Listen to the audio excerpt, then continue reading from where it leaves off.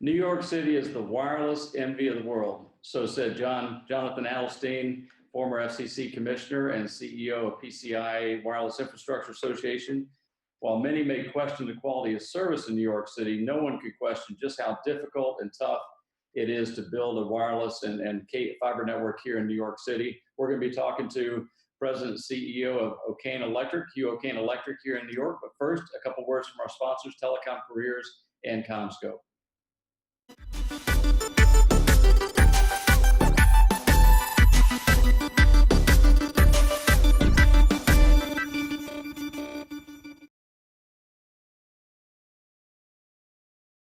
CommScope, thinking beyond today's technology to help you make the best decision for your network and your business.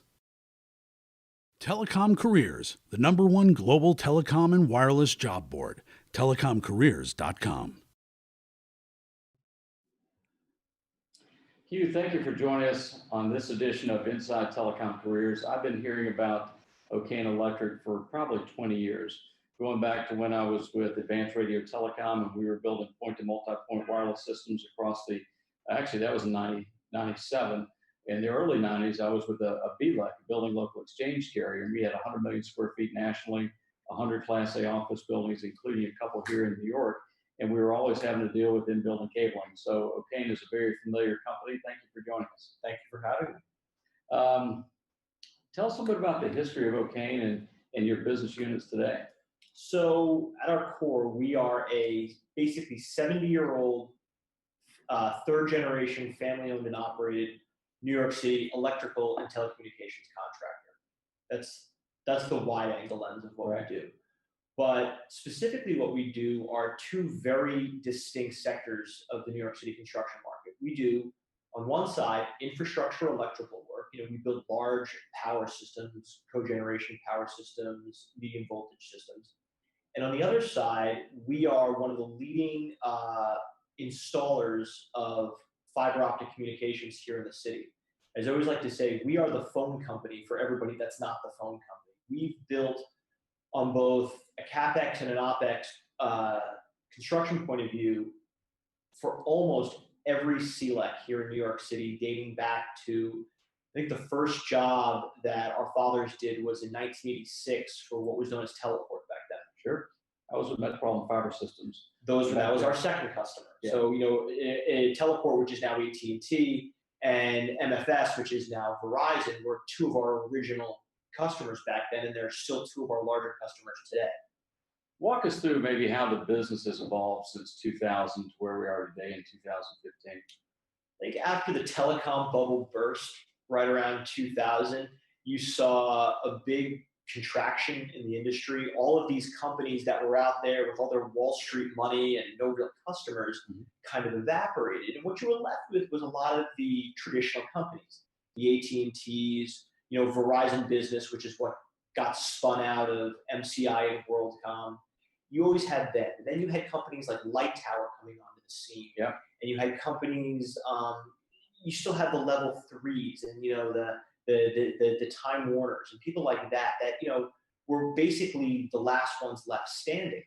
And nobody really did a lot for a long time. One company gobbled up another company. To 2010? Would you say long? Maybe not that long, but it was probably 2000 to 2007, 2008.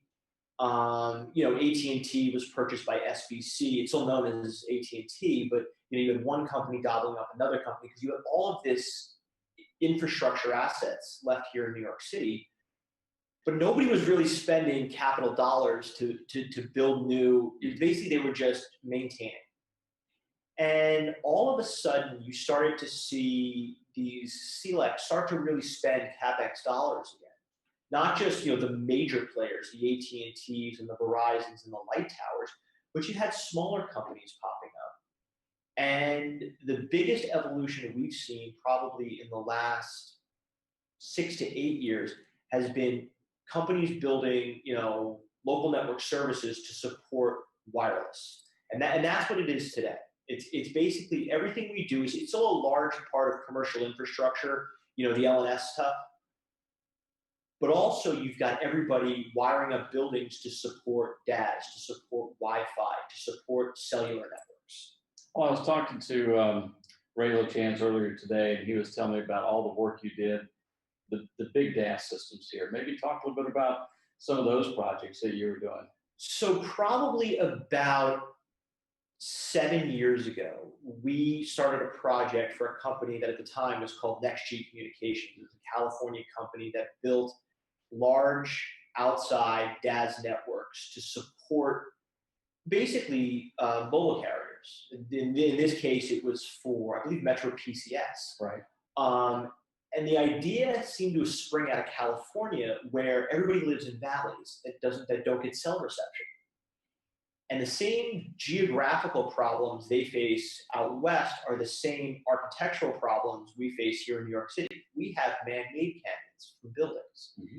And as anyone that's ever tried to get a cell service in New York City, or worse yet, in a building knows, it was very difficult to get cell service.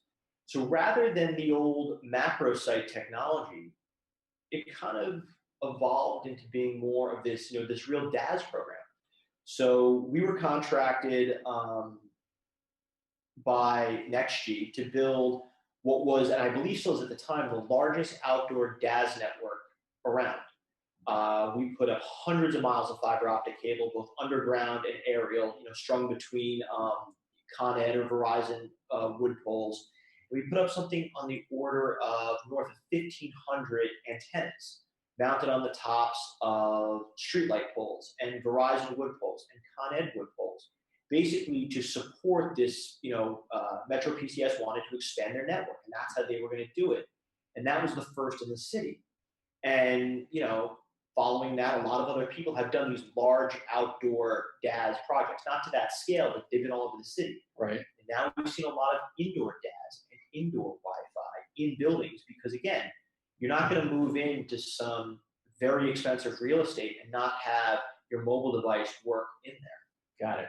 You mentioned your telecommunications business unit or business segment, and Terry, if you could maybe pull up that graphic that shows from your website that talks about the telecommunications services you offer. Maybe go in a little bit more detail and talk about your offering in that telecommunications group. So we are pretty much a soup to nuts telecommunications provider, especially for the carrier market. We can do the design work. We can do the capital construction work. We can do, we do rod rope in place of fiber optic cables. We'll bring it into buildings. We'll do the vertical riser work within the buildings as well. We can do all of the splicing work.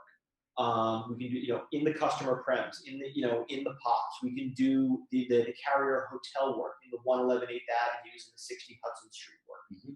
Mm-hmm. And again, we are the ones that are out there, pulling, as many people have always seen our trucks blocking traffic in the city. We're the ones that are pulling the cable all throughout New York City, repairing it when these cables inevitably break. Mm-hmm. We've got guys that work 24 hours a day, 7 days a week, doing, emergency restoration for almost every major CLEC here in New York City, in addition to all of their capital construction campaigns, which again, in the last couple of years have just exploded with the growth of the greater need for broadband communication, a lot of which goes to support wireless enterprises.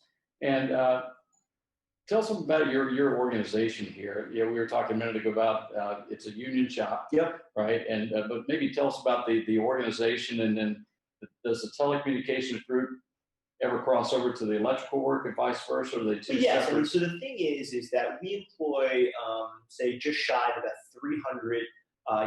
In this case, they're Local 3, which is a division of the IBEW, electricians. They're all electricians at their training. They've all come through a 5.5-year apprenticeship program. And to become a master. To become a journeyman electrician. Okay, got it. So it's a 5.5-year apprenticeship program, which they get trained in everything, from how to wire up a light and an outlet, to how to do high voltage electrical work, to how to do fire alarm work in various low voltage applications, and how to do telecommunications work. So they get cross-trained in everything, which is great because, look, we are one of many Local 3 electrical contractors here in New York City. We just happen to be one of a very small few that do fiber optic telecommunications work. So they are cross-trained in everything. They are, at their core, for, they are all electricians. The ones And that you're a master electrician yourself. I am a master electrician, yes. But the ones that work for us, and it's probably well over half of our total workforce, they have additional specialty training. Now, if they're the guys that are pulling fiber optics through the streets of New York, they need certain certifications to do that. You have to be what's called confined space certified to work in a manhole. If you're going to operate one of the larger trucks, the rodders, the wheel carriers, you have to have a CDL license. These are all just additional check marks on their resumes that, so again, we have the ability to really select the men and women that have these specialty trainings. Then you've got all the guys that are trained in fiber optic splicing. And there's, depending on whether it's, single motor, multi-motor, ribbon, or whatever, it's a real art to learn how to do that and do it right. And they're trained both through the union, and we also spend a lot of our own money and time to train the journeymen to be certified in various applications. So go back, you said you had 300 electricians. Electricians. Called electricians. Electricians. Yes. And they have to go through a 5.5-year training program. Yes. Who pays for the training? Is it on your nickel? Is it on the union's Well, nickel? we pay them as apprentices as part of their paycheck. Got it. But it is the local 3 union, the IBEW, they have to go to school the entire time. They go to training there. It's an on-the-job training program, which you are qualified as an apprentice for the first 5.5 years you're in the industry. And then what happens next? And then you have to pass your final test. You become a journeyman, which exposes you to be able to do a lot more types of work independently. An apprentice always has to work underneath a journeyman. And again, they're an apprentice in every sense of the word. They are apprenticing in the industry. And how about the career path? You go through the apprenticeship, you become a journeyman. What comes next? Well, it depends. Depending on when you come out of it, if you want to, a lot of guys want to specialize in certain things. A lot of people that come to us, we get them because they've got a certain sense of how to do telecommunications work, whether it's what we call street work, which is pulling fiber optic cable, or splicing, or in-building work. You kind of work through again, the more you can differentiate yourself from the other 10,000 journeymen in Local 3, the more employable you make yourself to a company like ours. The more specialty training you can get, whether it's through a contractor or through the union, it makes you that much more employable because you've differentiated yourself. And you have guys that want to stay and they want to be great journeymen. Some of them want to, run work. They become foremen and general foremen. Some of them will actually move over to the project management side. You see folks move from the journeyman project management and ultimately into engineering and some of the other aspects, or they pretty much stay on the construction side? If they want to stay on the construction side, usually the career path is apprentice, journeyman, foreman, general foreman. That's the typical career path there. A lot of the guys that come through the project management side, the field engineers, the draftsmen, those are, there's a little bit less of a direct career path there. A lot of it is just guys that have training in, certain types of AutoCAD, or that, a lot of them, were trained by the phone companies to be telecom engineers. Got it. What kind of advice would you give someone who has an interest in becoming an electrician? What would you tell them today? Well, again, it's, the first step is getting into the apprenticeship training program. Is it hard? I mean, a lot of people apply. How difficult is it? Look, I mean, the thing is that it's only every couple of years they open up the apprenticeship, and it's on an as-needed basis. It's as the industry needs apprentices, they open up the apprenticeship program. But if anybody was interested in doing it, I'd recommend that they get in touch with local union number 3 out in Queens. And we've heard it's the best union in the world, according to some guys on the street today. Again, it's, depending on your point of view, I believe they're the best trained electricians in the city to do this type of work. And again, it's not just the telecommunications work, but the electrical work. They are the best trained, safest, most professional way of doing things here in New York. And where are we today in terms of open apprenticeship opportunities? Are we in a heavy demand where we need more people? Where are we at in the cycle? The industry right now is quite busy, not just on the telecommunications side, but on the electrical side as well. The industry is quite busy. We're fortunate to be in a period of building boom here in New York. So when you're hiring, do you have any open positions today? And if so, Look, what types of people are you looking for? We have a huge demand now for, electricians. Again, they have to be, if we're looking for electricians right now, they're already in the industry. But we have a great need now for journeymen that are trained in fiber optic splicing. Those guys are at a true premium.